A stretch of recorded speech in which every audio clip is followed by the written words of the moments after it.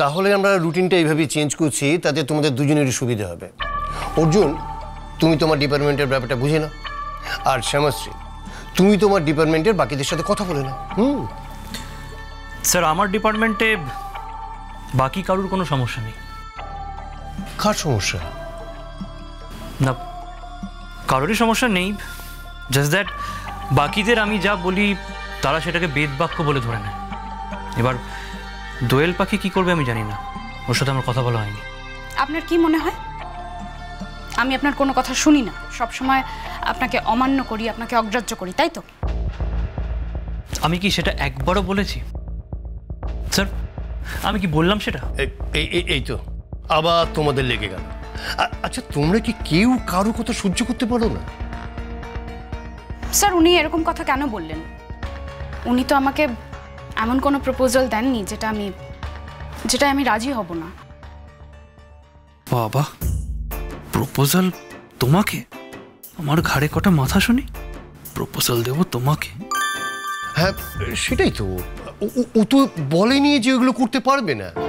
তাছাড়া রুটিনে যে চেঞ্জ হয়েছে সেটাও অ্যাকসেপ্ট করছে না, তাও তো বলেনি। তাছাড়া এই যদি যেটা বলবেন সেটা তো করতেই হবে।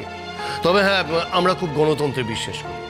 আমরা চাই সবার মতামত নিয়ে কাজটা করা, কিন্তু ফাইনাল কল তো অর্জুনকেই নিতে হবে। কি সমস্যা তোমার? না স্যার, আমার ডিপার্টমেন্টে কোনো প্রবলেম নেই। রূপকথা? না স্যার, আমারও কোনো প্রবলেম নেই। আর অঞ্জন, তোমার? স্যার, যদি একটু আমি আলোচনা করে আপনাকে জানাই, তবে তেমন কোনো অসুবিধা হবে না। তার মানে কাউকে নিয়ে কোনো সমস্যাই নেই, যত সমস্যা সব আমাকে নিয়ে, তাই তো? আহা, তোমাকে তো সে কথা বলা হয়নি। তুমি সব কথার উল্টো মানে করো কেন? দেখো, আমরা তো এখনো পর্যন্ত রোস্টারটা একটা রাফ একটা স্ট্রাকচারিং করলাম। এরপর অর্জুন তোমাদের ডিপার্টমেন্টে গিয়ে সবার সাথে আলোচনা করে এটাকে ফাইনাল করবে। আর দেখো, আমি তোমাকে একটা অন্য কারণে কিন্তু এখানে ডেকেছি। এই আমাদের আলোচনাটা হয়ে যাক, তারপর সেটা নিয়ে আমি তোমার সাথে কথা বলবো। আমিও সেটাই ভাবছিলাম স্যার, যে এখানে এইচওডি রয়েছেন, বাকি টিচার্সরা রয়েছে, আপনি হঠাৎ আমাকে ডাকতে গেলেন কেন? হ্যাঁ স্যার, তোমাকে এক্ষুনি তো এইচওডি বানিয়ে দিচ্ছেন না। এই কথাটা আমি খুব ভালো করে জানি। আমি যে এখনই এইচওডি হতে পারবো না সেটা আমার থেকে ভালো আর কেউ জানে না, কারণ চাকরিটা তো এখনো পার্মানেন্ট হয়নি। এই কথাটা আপনি না বললেও পারতেন। আপনি কি মনে করেন আমি এতটাই মূর্খ যে এখনই ভেবে নেব যে উনি আমাকে এইচওডি বানানোর জন্য এখানে ডেকেছেন? আমি তো এটাই বুঝতে পারছি না, আমি প্রিন্সিপাল স্যারের সাথে কথা বলছি, এর মধ্যে আপনি কেন কথা বলছেন? আবার তোমাদের প্রবলেম শুরু হলো। আচ্ছা, তোমরা এক ডিপার্টমেন্টে কাজ কি করে করবে বলো তো? স্যার, আমি তো তাই জন্যই বলেছিলাম যে আমি এই চাকরিটা ছেড়ে চলে যাব। তার মানে আপনি আমার জন্য চলে যেতে চেয়েছিলেন, তাই তো? আমাকে স্কেপগোট করে দিয়ে নিজের চাকরির জন্য এখান থেকে চলে যেতে চেয়েছিলেন। আমি সেটা বুঝতে পেরেছিলাম, আর সেই জন্যই আমি কিন্তু আপনাকে আটকেছি। তুমি ওকে আটকেছো? না, মানে আমি রিকোয়েস্ট করেছিলাম যাতে উনি না যান। আমি তো জানতাম আমি ওকে আটকেছি। তোমরা হাসছো কেন? না, মানে আর কি হাসি পেয়ে গেল আর কি। ভেতর ভেতর তো অনেক কিছুই চলছে যেটা আমরা জানতে পারছি না। আর অর্জুনদা, আপনিও তো কিছু বলেনও নি আমাদেরকে। এর মধ্যে জানানোর কি আছে? কেউ যদি আমাকে রিকোয়েস্ট করে। আপনি যে আমাদের বাড়িতে গেছিলেন, তাহলে তো সে কথাটাও বলতে হয়। সেটা বলেছেন? একবার নয়, দুবার গেছিলেন। কারুর বাড়ি যাওয়া কি অপরাধ নাকি? আর আমি তো একটা কাজে গেছিলাম। হ্যাঁ, আমি প্রিন্সিপাল স্যারকে সেই কথাটা বলেছি যে আপনি বাড়িতে ফুল নিয়ে গিয়েছিলেন। স্যার, আমি মানছি যে আমার মেজো জেঠু আর বৌদি গান গেয়েছিলেন ফাংশনে, কিন্তু ওরা এত ভালো গানও গায়নি। হ্যাঁ, ওরা হাসির খোরাক হয়েছে ঠিকই, সবাইকে এন্টারটেইন করেছে, কিন্তু এত ভালো গান গায়নি যে তার জন্য আপনাকে অর্জুন স্যারকে দিয়ে বাড়িতে ফুল পাঠাতে হবে। আশা করি আপনার দিক থেকে সেরকম কোনো নির্দেশ কারোর কাছে যায়নি। ফুল? কে কাকে? না, আমি তো এসব ব্যাপারে কিছুই জানি না। স্যার স্যার স্যার আমি বরং এই বিষয়ে না আপনার সাথে পরে কথা বলে নেব। পরে অবশ্য উনি সত্যি কথাটা বলেছেন, কিন্তু বাড়ির লোক তো সত্যি কথাটা জানে না। ওদের তো একটা ইমপ্রেশন তৈরি হয়েছে। দেখো, এখন এই টপিক নিয়ে কথা বলতে হবে না, এখন আমরা রুটিন নিয়ে ডিসকাস করছিলাম।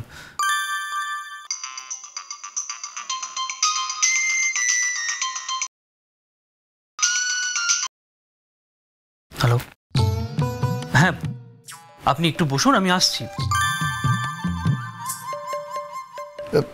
কি ব্যাপার, কোথায় যাচ্ছ তুমি? স্যার আমি 10 মিনিটের জন্য একটুখানি ঘুরে আসবো।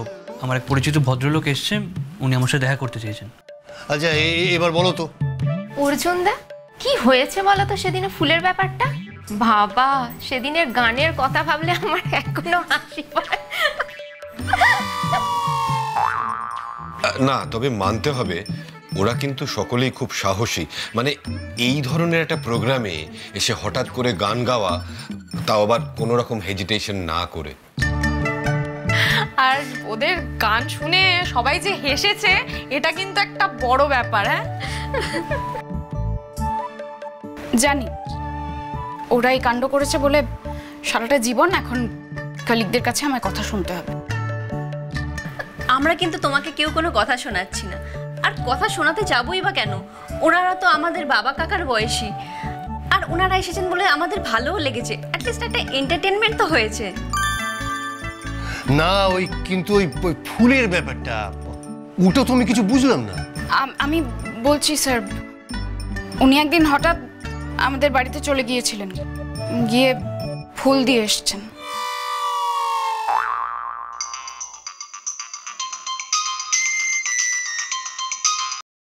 হ্যালো, আরে তুমি এত দেরি করলে কি করে হবে? মানে আমি তো অনেকক্ষণ ধরে দাঁড়িয়ে আছি না। মানে তুমি আমাকে ডাকলে আমি এলাম, আর তুমি এখন দেরি করছো। আমার তো কাজকর্ম আছে নাকি? স্যার আমি একটা মিটিংয়ে আছি, আমি আসছি, আপনি একটু ধৈর্য ধরে বসুন না। আর আপনার এখন কি কোনো কাজ আছে? আমার কি কাজ আছে না আছে সেই কৈফিয়ত কি আমি তোমায় দেবো? না না, তুমি আমাকে ডাকলে, তারপর এখন তুমি আমাকে জিজ্ঞাসা করছো কি কাজ আছে। এটা কিরকম আশ্চর্য কথাবার্তা হয়ে যাচ্ছে না? আমি তোমাকে একটা কথা বলছি যে আমি কিন্তু বেশিক্ষণ থাকতে পারবো না। আচ্ছা ঠিক আছে, আমি 2 মিনিটের মধ্যে আসছি। ঠিক আছে, 2 মিনিট জাস্ট। আপনি বরং কি খাবেন সেটা ডিসাইড করে রাখুন, আমি আপনাকে গিয়ে খাওয়াচ্ছি।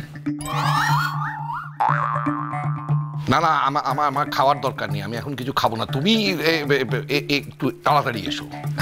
তা বললে হয় নাকি? আপনি এলেন আর আমি আপনাকে না খাইয়ে বাড়ি পাঠাবো? ঠিক আছে, আমি আসছি।